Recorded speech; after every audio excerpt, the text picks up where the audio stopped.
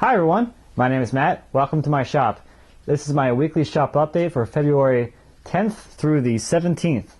Last Friday was Valentine's Day, so of course I have to make at least something for Valentine's Day. So here's what I came up with for my wife. This is just simply a few barn boards that I picked up a few years ago. I believe this used to be a barn door. It had this really cool peeling paint on here. So I just glued together two pieces of the barn board. It's probably 8/4 stock to begin with, to make a nice backer.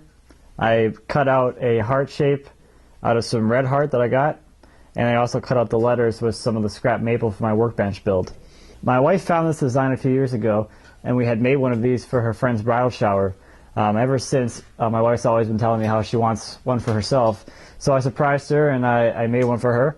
Well, I finished the whole thing with just some spray-on shellac. I found that the shellac really does a good job of sealing in and protecting this peeling paint here. Who knows what's in this paint or all the dirt that's on here. That's kind of the look I wanted to maintain, was the dirty barn board kind of look. So the shellac really sticks to anything, and it really just seals it in nicely. So I'm not too worried about the paint peeling off or chipping or anything. So I got a nice good coating of shellac on there. Alright, so the really big thing this week is I finally got the workbench to a point where it's functionally done, is what I'm going to call it. That basically means that I can use it as is technically and I'd be fine. At this point it just really needs some more cosmetic things and some minor details here and there. But as far as workbenches go, it's sturdy and it's a top and it's got vices, so it's functionally done. Obviously it's not pretty, it doesn't have a shelf yet, or the dead man, or the gap stop, but in reality you can work without it. I think that's kind of an interesting point. With a lot of projects people might start and never finish. You hear about that a lot. It's like, oh, I started building this cabinet.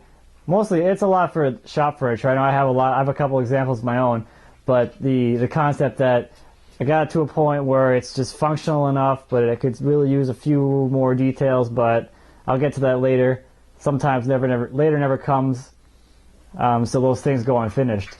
The workbench I'll probably finish up this week. I just have, like I said, a few cosmetic and minor things to do. The main thing I have to do still is flatten the whole top, so I'll get that done hopefully this week. I have to build a router jig to do that, and a few of the minor additions like the gap stop to fill the gap here, the sliding dead man, and what else we got? Oh, I still have to shape the chop and the dead man. I'm kind of putting that off for now because I don't really know what design I want to do, or I don't really have anything in mind yet, so I'm going to leave them as is for now. They're functional, and that the shaping of those items are really cosmetic more than anything. So hopefully a good idea comes to me. So the most interesting thing with the bench this week was I finally cut the slabs to length. I wanted to wait until I got the slabs attached to the base before I went ahead and cut them to length. I wanted to cut them to length in one continuous cut, and I ended up using a big circular saw for that task. I've seen a few different methods of trimming these benches to length.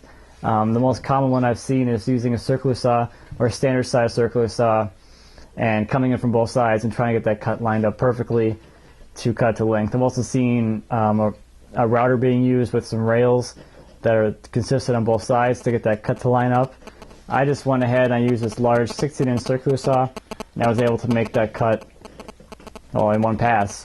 I simply made a track system that I could place right on my mark, and I could make that cut perfectly in one shot. So this was probably a pretty big headache saver. I'm sure people who have done it another way, coming in from both sides, can attest to that. Getting that cut to line up is probably somewhat difficult and time-consuming and not fun. So I went this route. You can rent these as well if you're interested in using this method. I did look up how much it would cost to rent one of these things around here in Minneapolis. It's about $40 for the day. So that's about it here in the shop this week. So like always, thanks for watching. If you have any questions or comments about anything I talked about today or anything here in my shop, please leave those in the comments area below. And until next week, happy woodworking.